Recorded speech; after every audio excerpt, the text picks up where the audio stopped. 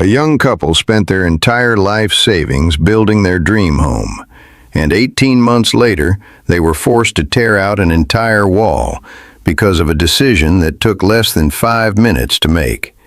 Nobody warned them. No inspector caught it in time, and by the time the damage was visible, the repair bill had already crossed $20,000.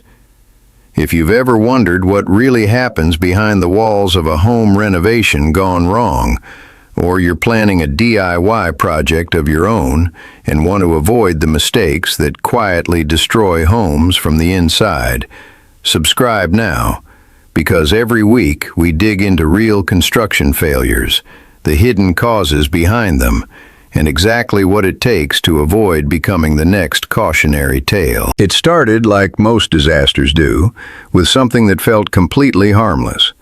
A homeowner in a quiet suburban neighborhood decided to save money by pouring his own concrete foundation instead of hiring a licensed contractor.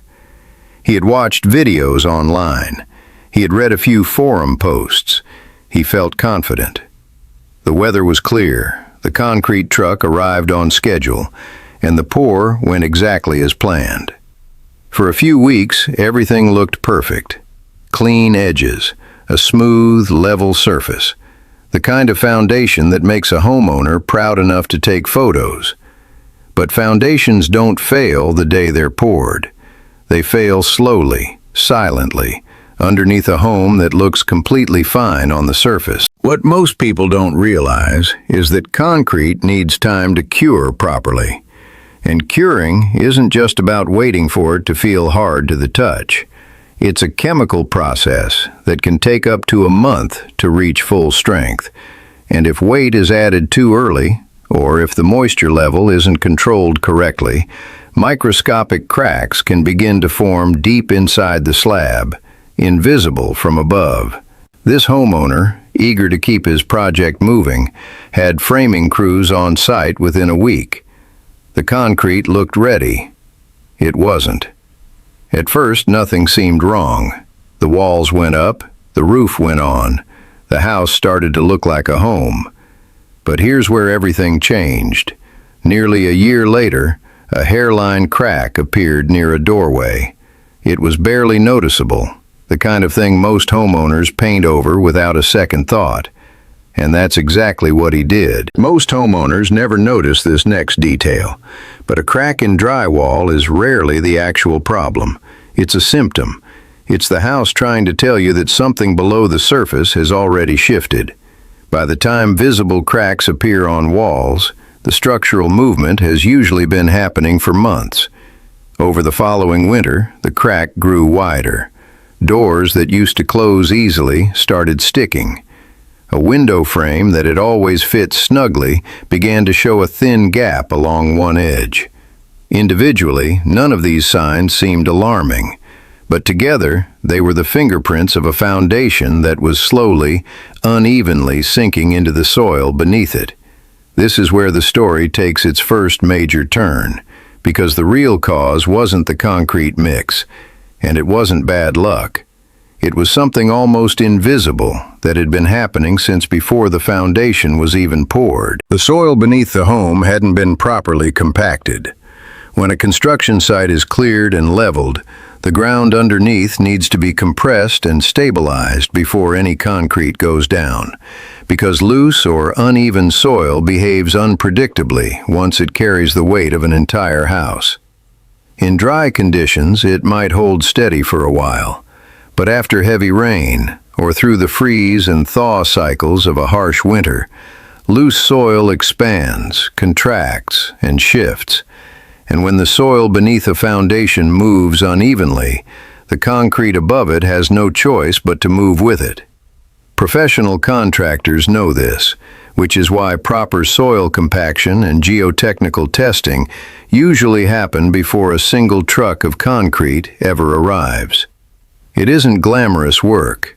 It doesn't show up in before and after photos, but it's the difference between a foundation that lasts 50 years and one that starts cracking before the paint even dries. By the second year, the situation had gotten serious enough that the homeowner finally called in a structural engineer.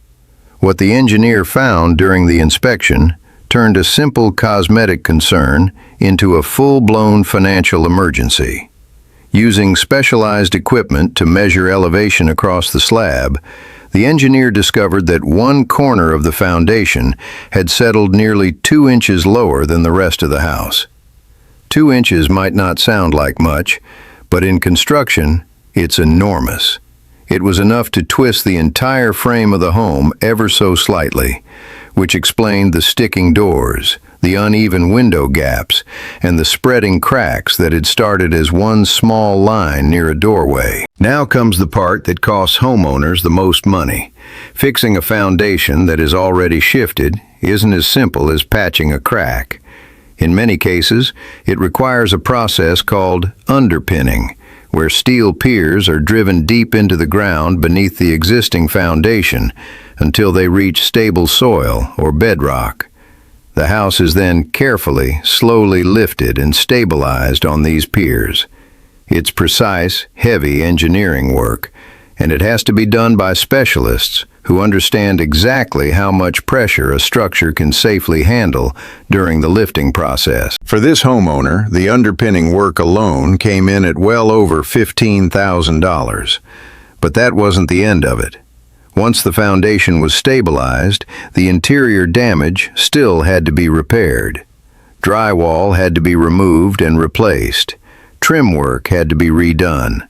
A section of tile flooring that had cracked from the movement needed to be torn out entirely. By the time every repair was complete, the total cost had climbed past $20,000, more than double what it would have cost to have the soil properly tested and compacted from the very beginning. This is where the story reveals something even more unsettling. This homeowner wasn't reckless. He wasn't careless. He did research. He watched instructional videos. He genuinely believed he understood what he was doing. And that's exactly why this kind of mistake is so dangerous, because it doesn't come from ignorance.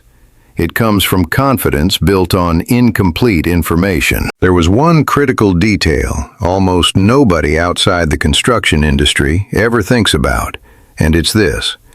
A home is only as strong as the ground it sits on. And soil is far less predictable than most people assume. Two homes built right next to each other on what looks like identical land can have completely different soil conditions just a few feet apart. That's why professional builders don't guess, they test. But foundations aren't the only place where a small decision can quietly snowball into a massive expense. Sometimes the danger isn't beneath the house at all. Sometimes it's hiding above it, inside a part of the home that almost nobody thinks to inspect until it's already too late. Picture a different home, this one with a beautiful, freshly renovated kitchen, custom cabinets, new countertops, the kind of space that looks straight out of a home renovation magazine. The homeowners were proud of it, and they had every reason to be, because most of the work had been done by a general contractor they trusted. But there was one part of the renovation they decided to handle themselves to save money, removing a wall between the kitchen and the dining room to create an open floor plan. It seemed simple enough. The wall wasn't holding up the roof, at least not in any way they could see. They rented a few tools, watched a demolition video, and over a single weekend, the wall came down. At first, it doesn't seem like a serious problem. The house didn't collapse. Nothing fell. The ceiling stayed exactly where it was. For weeks, the new open layout looked incredible, and the homeowners felt like they had pulled off a professional-level renovation without paying professional prices. But this hidden detail changes everything. The wall they removed wasn't just a wall, it was load-bearing, meaning it was actually helping to support the weight of the floor above it and part of the roof structure. In older homes especially, load-bearing walls aren't always obvious. They don't announce themselves. Sometimes a wall that looks purely decorative is actually doing the quiet, invisible work of holding the entire structure together. Removing a load-bearing wall without installing a proper support beam in its place is one of the most dangerous mistakes a DIY renovator can make. And the reason it's so dangerous is because the consequences don't show up immediately. A house doesn't fall apart the moment you remove a support wall. It sags, slowly, gradually, almost undetectably at first. Within a few months, the homeowners noticed a faint dip in the ceiling directly above where the wall used to be. They assumed it was a cosmetic issue, maybe uneven drywall from the renovation work. They patched it and moved on. But the dip returned, and this time it brought a new problem with it. A crack running along the ceiling seam, right where the missing wall used to provide support. What happened next surprised even the contractor they eventually called back in for a second opinion. When he inspected the attic space above the kitchen, he found that the floor joists overhead, the horizontal beams that support the upper level of the home, had begun to sag under weight they were never designed to carry without help. The load that the wall used to support hadn't disappeared. It had simply been redistributed onto framing members that weren't built to handle it alone. This is one of the most important lessons in all of residential construction. Removing a load-bearing wall doesn't eliminate the load. It just relocates it. And if that load isn't properly transferred to a new support system, something else in the house has to compensate, whether it's ready to or not. The fix required a structural engineer to design a support beam capable of carrying the load the wall used to hold, along with new posts to transfer that weight safely down to the foundation. Installing this kind of beam after a renovation is already finished is far more invasive and far more expensive than doing it correctly the first time. Sections of the ceiling had to be opened up. Temporary supports had to hold the structure in place while the new beam was installed. Flooring above had to be partially removed to properly anchor the new support posts. When the dust settled, quite literally, the total cost of fixing a mistake that started with a single unsupported wall removal came out to just over $22,000. All to correct a decision that a licensed contractor could have identified and properly planned for in under an hour, for a fraction of the price. Here's what most homeowners never realize until they've lived through it themselves. The most expensive mistakes in construction are rarely the ones you can see. They're the ones hiding behind drywall, beneath a slab of concrete, inside a wall cavity, or tucked away in an attic that nobody bothers to check. And that brings us to one of the most common and most quietly destructive mistakes homeowners make. One that doesn't involve dramatic demolition or heavy concrete work at all. It involves something as simple and as easy to overlook as where water goes after it leaves your roof.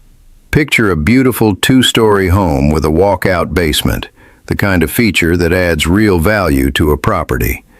The basement had been finished with new flooring, fresh paint, and even a small home office space. For the first year, everything was perfect. Then the seasons changed, and with them came heavy spring rains. At first, it doesn't seem like a serious problem, just a faint, musty smell near one corner of the basement. Most people would assume it's nothing, maybe a bit of humidity, maybe something that will go away on its own. But smells like that rarely disappear. They usually get worse. The homeowners didn't think much of it until they noticed a small, discolored patch forming along the base of the wall in that same corner. It didn't look dramatic. It didn't look like the kind of thing that costs thousands of dollars to fix. But behind that wall, invisible to the eye, water had been slowly seeping through the foundation for months. The cause traced back to a decision made months earlier, when new landscaping was installed around the home. To create a more attractive garden bed, soil had been added right up against the foundation wall, sloping slightly toward the house instead of away from it. It seemed like a small, purely cosmetic landscaping choice. In reality, it completely reversed the natural drainage path that had been protecting the foundation. Professional builders follow a simple but critical rule. The ground around a home's foundation should always slope away from the house, guiding rainwater outward instead of allowing it to pool against the foundation walls. When that slope is reversed, even slightly, water has nowhere else to go except straight down into the soil beside the foundation, where it eventually finds its way through even the smallest cracks or gaps in the concrete. Most homeowners never notice this happening because the damage occurs slowly, hidden behind finished walls and beneath flooring. By the time visible signs appear, the water intrusion has often been happening for a long time. When a contractor was finally called in to investigate the musty smell and discoloration, what he found behind that basement wall was far worse than expected. Persistent moisture had led to mold growth spreading behind the drywall, insulation that had become soaked and useless, and early signs of corrosion on metal fasteners holding the framing together. Mold isn't just a cosmetic problem, it's a health concern. And once it establishes itself inside wall cavities, simply painting over the surface does nothing to solve the underlying issue. The affected materials have to be completely removed, the moisture source has to be eliminated, and in many cases, the area needs to be professionally treated before any new finishing can go back in. For this family, the damage meant tearing out the finished basement office they had built just a year earlier, removing and replacing insulation, treating for mold, regrading the soil outside to restore proper drainage away from the house, and finally rebuilding the wall and flooring from scratch. The total cost landed just over $21,000. All triggered by a landscaping decision that redirected water in the wrong direction by just a few degrees. There was one critical mistake almost nobody noticed at the time, and it's the same mistake that shows up again and again across completely different types of construction failures. Small changes near a foundation, whether it's grading, drainage, or even something as simple as where a downspout empties, can have consequences that take months or even years to fully reveal themselves. But the biggest lesson from all of these stories isn't really about concrete, or load-bearing walls, or drainage slopes. It's about how construction problems actually behave. They don't usually announce themselves with a dramatic collapse or an obvious failure. They start small. A hairline crack, a sticking door, a faint smell, a slight dip in a ceiling. And by the time those small signs become impossible to ignore, the damage underneath has often already spread far beyond what a quick fix can solve. This is exactly why professionals approach construction differently than most confident DIYers. It's not that professionals are smarter or more capable with tools. It's that they understand the parts of a building that most people never think about. The soil beneath a foundation, the hidden load paths running through walls, the invisible slope of ground around a house. They know that construction isn't just about making something look finished, it's about understanding the forces working against a structure long after the work is done. The good news is that every single one of these disasters was preventable, and none of the prevention methods were complicated. Testing soil before pouring a foundation, identifying load-bearing walls before removing them, grading soil away from a foundation instead of toward it. These aren't expensive precautions. They're simple, standard steps that experienced contractors build into every project, precisely because they've seen firsthand what happens when those steps get skipped. If there's one thing worth remembering from stories like these, it's that the most dangerous mistakes in construction are rarely the ones that look risky in the moment. They're the ones that feel completely ordinary, the ones that don't seem worth a second thought, right up until the day a hairline crack, A musty smell or a slightly uneven ceiling reveals just how much was really happening behind the walls all along. Somewhere out there right now, another homeowner is making one of these exact same decisions. Confident, well-intentioned, and completely unaware of what's quietly building up beneath the surface. If you want to be the person who catches these warning signs before they turn into $20,000 disasters, stick around. Because next week we're stepping inside another home with a story hiding behind its walls, and you won't want to miss what we uncover.